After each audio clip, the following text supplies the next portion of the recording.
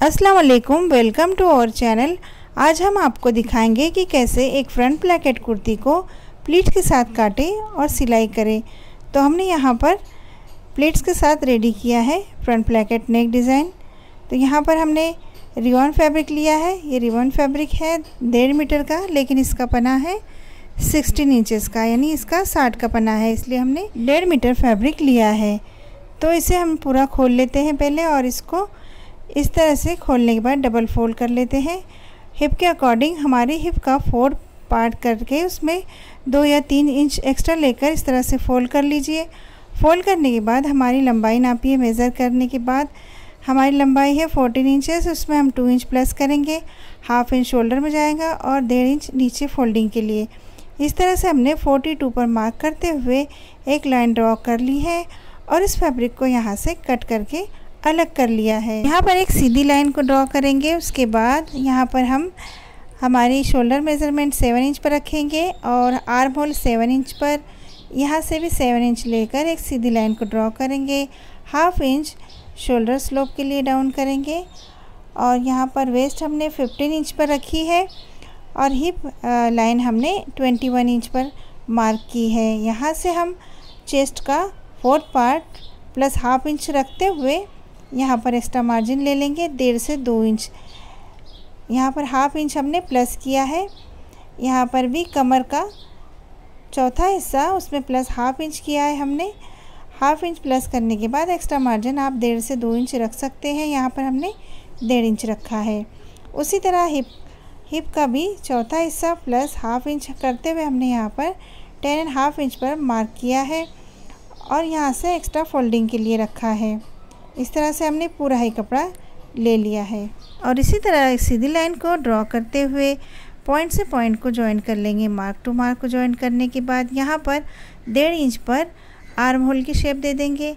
इस तरह से ये बैक पल्ला कट हो जाएगा। यहाँ पर हमने नेक विड्थ 2.5 इंच पर रखी है और लंबाई हमारे 5 इंच की है। इस तरह से हमने यहाँ पर एक राउंड नेक को ड्रॉ कर लिया है इस तरह से, और इसे कट कर लेंगे। अब यहाँ से हम शोल्डर के पास से 4.5 इंच पर मार्क करेंगे। 4½ इंच पर मार्क करते हुए नीचे तक मार्क कर लेंगे और यहाँ पर एक कट लगा देंगे। कट लगाने के बाद इसको इस तरह से फोल्ड करके रखेंगे। इसको साइड में रखते हुए फैब्रिक को लेंगे और इसको डबल फोल्ड कर लेंगे इस तरह से। और यहाँ पर ये ओपन वाली साइड है, ½ इंच का इस तरह से एक लाइन ड्रॉ कर लेंगे और यहाँ पर ये ओपन वाली साइड है अपनी तरफ से, तो उस ओपन वाली साइड पर उस बैक पार्ट को रखते हुए यहाँ पर सेट करने के बाद इसे कट कर लीजिए। और उसके बाद इसको इस तरह से खोलते हुए ये बैक वाला पल्ला है, इसके ऊपर इस फ्रंट वाले पल्ले को सेट कर लीजिए इस तरह से। अब यहाँ पर हमने 4.5 इंच पर कट किया था, तो उसमें 1.5 इंच प्लस करते हुए यहाँ पर हम 6 इंच लेंगे और यहाँ पर 14 इंच पर एक फैब्रिक को कट कर लेंगे। लंबाई में 14 इंच और चौड़ाई में 6 इंच का एक फैब्रिक हमने इस तरह से कट कर लिया है।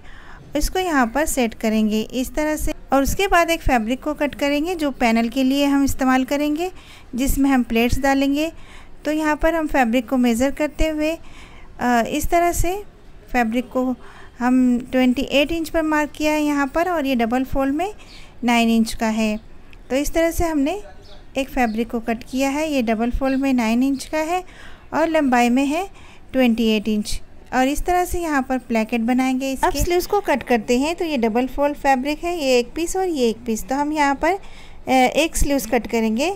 यहाँ पर हमने 19 इंच पर मार्क किया है, तो हमारी 6 स्लीव्स की लेंथ है 17 इंच, उसमें हम 2 इंच एक्स्ट्रा लेंगे। उसके बाद यहाँ से 3 इंच पर एक मार्क करेंगे और यहाँ पर तिरछे में चेस्ट का हमारा जो भी 4th पार्ट था उसके अंदर 1 इंच कम करते हुए यहाँ पर एक निशान लगाएंगे और इस तरह स्लीव्स को इस तरह से राउंड में शेप दे देंगे। यहाँ पर स्लीव्स का राउंड रखेंगे, तो हमारी फुल राउंड में स्लीव्स है 12 इंच, तो यहाँ पर हम 6 इंच रखेंगे और 1 इंच एक्स्ट्रा सिलाई मार्जिन के लिए इस तरह से लाइन से लाइन जॉइंट कर लेंगे और उसके बाद यहाँ से स्लीव्स को कट कर लेंगे। उसके बाद दूसरा पीस को इस तरह से फोल्ड करते हुए हम दूसरी स्लीव्स को भी इसी तरह से कट कर लेंगे उसके ऊपर रखते हुए। और अब चलिए इसको खोलकर यहाँ पर फ्रंट आर्म होल की शेप दे देंगे इस तरह से। ½ इंच अंदर की तरफ राउंड में ड्रॉ करते हुए यहाँ पर ये फ्रंट आर्म होल के लिए हम अंदर की तरफ कट करेंगे। तो ये हमारी स्लीव्स भी यहाँ से कट हो चुकी है। अब यहाँ पर हमने बैक पीस पर जो नेक ड्रॉ किया था उसको यहाँ से कट कर ले और एक फैब्रिक डबल फोल्ड पीस पर उसको यहाँ से नेक पट्टी निकाल ले। इस तरह से ये जो पीस कट हुआ है उसे यहाँ पर रखते हुए मार्क कर ले और 1 इंच का इस तरह से मार्जिन छोड़ते हुए इसको नेक पट्टी को यहाँ से इस तरह से कट कर ले। अब उसके बाद जो हमने 14 बाय 6 इंच का जो डबल फोल्ड में फैब्रिक लिया था उसे यहाँ से बीच में से कट कर ले। उसी की साइज़ की पेस्टिंग पेपर भी यहाँ डबल फोल्ड में रखकर इस तरह से कट कर ले। अब यहाँ से 1 इंच पर मार्क किया हमने, यहाँ से भी 1 इंच पर मार्क करके एक सीधी लाइन को ड्रॉ करने के बाद उस लाइन के बाहर से 3 इंच पर फिर एक मार्क करेंगे और यहाँ से 8 इंच पर मार्क करेंगे। ये नेक की हमारी लंबाई है और यहाँ से यहाँ पर तिरछे में एक लाइन को इस तरह से खींचेंगे और इसको कट कर देंगे यहाँ से इस तरह से।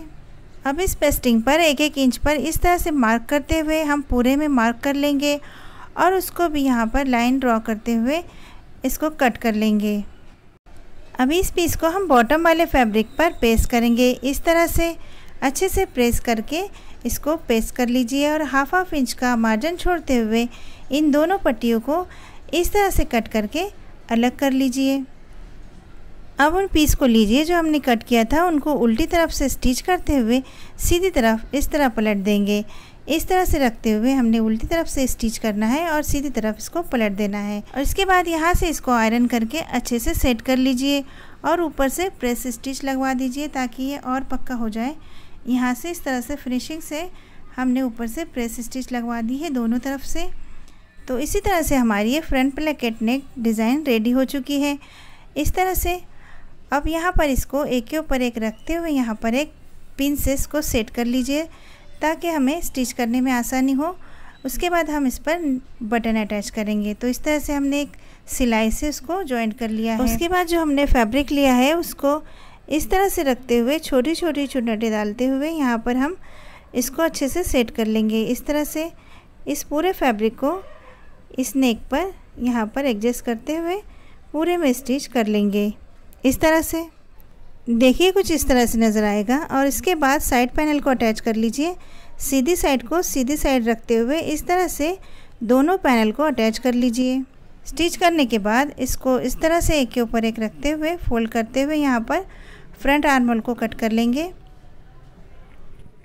इसके बाद जो हमने पैनल अटैच किए हैं उन पर एक लेस को इस तरह से यहाँ पर हम स्टिच कर देंगे ऊपर से और उसके बाद बैक नेक को रेडी कर लेंगे। जो हमने पट्टी कट की थी उसको इस तरह से फोल्डिंग करते हुए बैक नेक पर स्टिच कर लीजिए। उसके बाद शोल्डर को कुछ इस तरह से अटैच कीजिए। आप देखकर ही समझ जाइए। बैक नेक की पट्टी को इस तरह से ऊपर की तरफ चढ़ाते हुए दोनों शोल्डर को आपस में जॉइंट कर लेंगे। तो इस तरह से बहुत ही फिनिशिंग के साथ हमारे ये दोनों शोल्डर अटैच हो जाएंगे और सिलाई भी बहुत ही फिनिशिंग के साथ नज़र आएगी। इसके बाद यहाँ पर हम प्रेस स्टिच लगवा देंगे। नेक पर भी हमने सिलाई लगवा ली है और उसके बाद स्लीव्स को जॉइन करेंगे। तो इस तरह से जो फ्रंट आर्म होल का कट है उसको फ्रंट की साइड अटैच करेंगे इस तरह से ध्यान से और यहाँ से लेकर इस तरह से दोनों स्लीव्स को आपस में जॉइन कर लेंगे।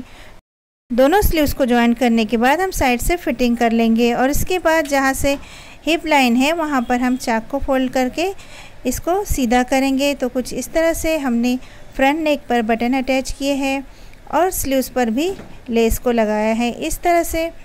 और इसके बाद बहुत ही खूबसूरती से ये हमारी फ्रंट प्लेकेट कुर्ती रेडी हो चुकी है। आई होप आपको ये वीडियो पसंद आया, आपके लिए हेल्पफुल रहे। तो प्लीज़ लाइक ज़रूर कीजिएगा। और हमने इसके साथ एक प्लाज़ो भी इस तरह से रेडी कर ली है। Thank you for watching. मिलते हैं अगली नई वीडियो के साथ। Please like, share and subscribe to my channel. Good bye.